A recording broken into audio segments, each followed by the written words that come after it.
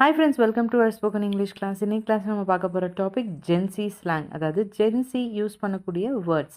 Gen Z னா யாரு? Those who are born between 1997 and 2012 அவங்கள தான் நம்ம Gen Z அப்படின்னு சொல்லுவோம். ஃபர்ஸ்ட் வேர்ட் வந்து cringe. cringeனா என்ன?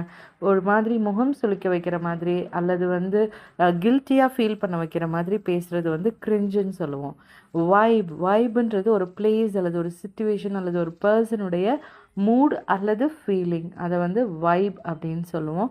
நெக்ஸ்ட் டேர்ம் வந்து பூக்கி. பூக்கி அப்படின்னு சொல்லும்போது ஒரு அஃபெக்ஷனேட் டேர்ம் அது.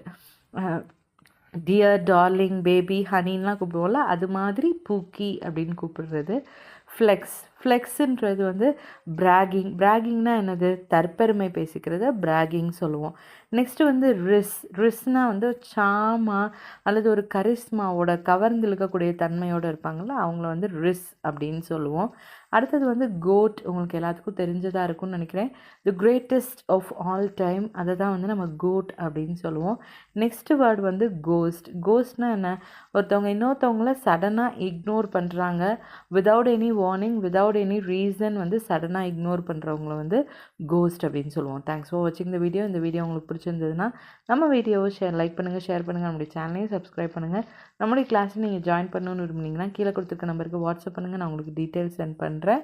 வேறு ஏதாவது டாபிக் ஃபர்தராக டிஸ்கஸ் பண்ணணும்னு நினச்சிங்கன்னா அதையும் காமெண்ட்ஸில் பதிவு பண்ணுங்கள். ஃப்யூச்சரில் டிஸ்கஸ் பண்ணலாம். தேங்க்யூ.